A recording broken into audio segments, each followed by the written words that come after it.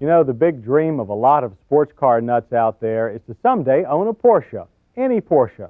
Well, there's a minor hitch, of course, in that dream, and it's money. The least expensive Porsche, the 944, costs $21,440. So most Porsche dreamers look for an alternative, more often than not towards something like the Mazda RX-7. Now, older rotary engine Mazdas weren't nearly as much of a sports car as the 944. But the just introduced RX-7 GSL SE is something else. For $15,095, it brings the West and Far East much closer to performance driving parity. How close? Why, I thought you'd never ask. The Porsche 944 was unveiled over here in the spring of '82. It's a restyled and highly re-engined variant of the lackluster 924 2+2 sports car that was first introduced in 1976. Our challenger, the Mazda RX-7 GSL SE, represents the first major engine change for this Oriental two-seater since it first arrived on our shores in 1978. The 944 resides on a 94.5-inch wheelbase unitized chassis with independent suspension and four-wheel disc brakes. The Mazda now also has disc brakes all around, but with a live rear axle.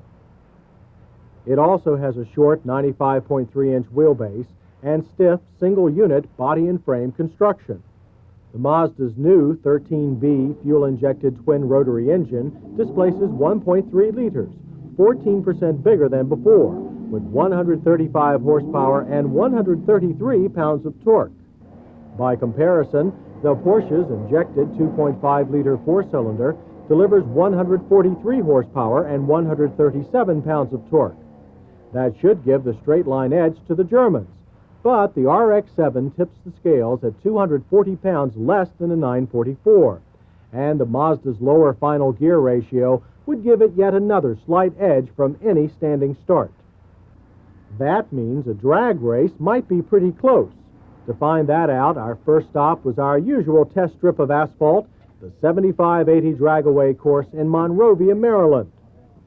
A snap-engaging clutch meant a lot of wheel spin and continually sloppy starts for the Mazda, so the Porsche took the opening green light the quickest. Its inline engine also spun up faster than the RX-7's rotary. But as expected, the RX-7's lower overall gearing allowed the Mazda to make up time fast. So by third gear and the halfway point, things had equaled out. The RX-7 began to slowly pull away.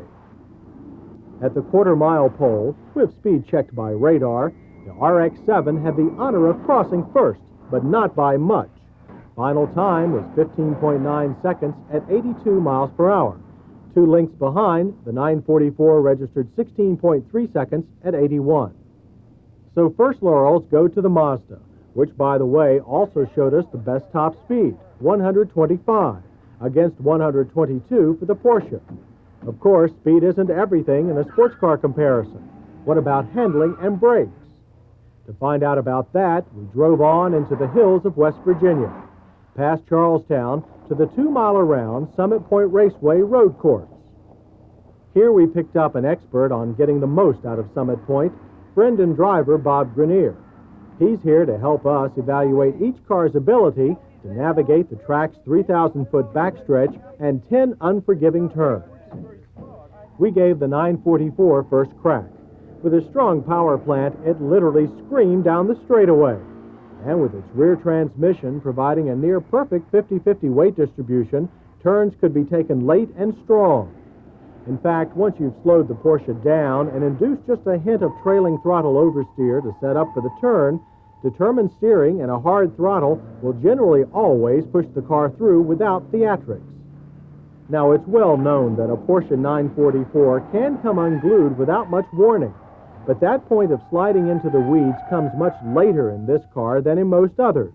It helps that ventilated disc brakes throw off heat with abandon and exhibited little fade despite multiple transits around the course. And as the Electrodyne Bridge came into view near the end of each lap, it was clear that the Porsche was setting a healthy pace. It crossed the line in 1 minute, 47 and 2/10 seconds for a calculated average speed of 67.16 miles per hour. The 944 is a hard act to follow, but the RX-7 actually managed a slightly higher speed on the backstretch. But lacking both the 944's independent rear suspension and superior brakes, the RX-7 had to be slowed sooner and easier. The light rear end came around quickly, if with good notice. It allowed the driver to practice four-wheel drifting through the curve's apex. Then the throttle is gently reapplied. If this is done with too much gusto, the RX-7 can rapidly become an off-road vehicle.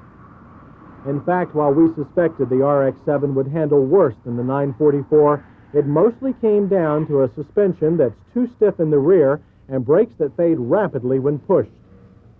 Still, the RX-7 crossed the finish line at 1 minute 48 and 4/10 seconds, or a calculated speed of 66.42 miles per hour. Only 1.2 seconds and 3/4 of a mile per hour slower than the 944. And that's a lot closer than anyone would have guessed. So the award for sheer speed goes to the Mazda RX-7 GSL SE. Prizes for spirited handling and braking competence go to the Porsche 944. And since the 944 is definitely no slug, we judge it the overall winner. So just how close in performance is this Mazda RX-7 to the Porsche 944? Well, to be sure, it's a lot nearer than the $6,000 differential in price. Where I doubt any sports car freak would pick the RX-7 GSL SE over a Porsche 944 if they cost the same, the fact is they don't. So Mazda owners can take pride in the fact that they can more than match a 944's speed and come close on the rest. And that's the kind of pride that no amount of money can buy.